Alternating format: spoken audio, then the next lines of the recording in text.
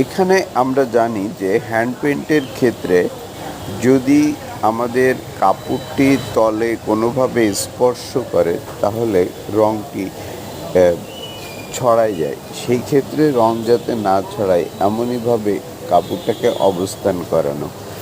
আমি এখানে দেখলাম যে আমার ফ্রেম এরকম না থাকায় আমি এক টুকরো থার্মোকল বা যাকে বলে ফুলশোলা এইটার সহযোগিতা নিলাম। নিয়ে কিছু পিন দিয়ে এই কাপড়কে অর্থাৎ ব্লাউজের হাতা এই ছোট্ট টুকরোটিকে কটশিটের উপরে পিন দিয়ে অবস্থান করে নিলাম, যাতে নিচে এমন কোনো কিছুতে টাচ না লেগে আমি কাজ করতে পারি এবং কাজ করার জন্য যতটুকু যে পরিবেশ পরিস্থিতি দরকার সেইটা যেন আমি পেয়ে যাই।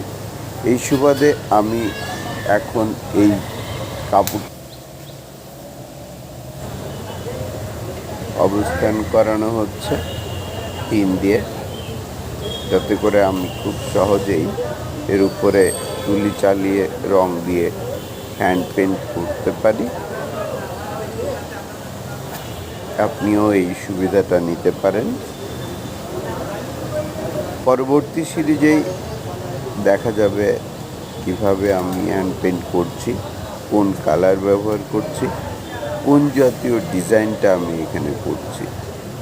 আরেকটা বিষয়, আমি যেভাবে কাজ করি সেটা হচ্ছে যে প্রত্যেকটা ডিজাইনই ইনোভেটিভ।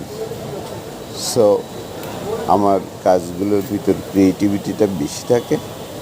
হয়তো রেফারেন্স হিসাবে আমার এই ডিজাইন আপনাকে ধারণা বাড়িয়ে দিতে পারে। সো মনোযোগ সহকারে দেখতে থাকুন। ওয়ান আফটার ওয়ান যে ভিডিওগুলো রয়েছে সেগুলো পেতে সাবস্ক্রাইব করুন। ধন্যবাদ।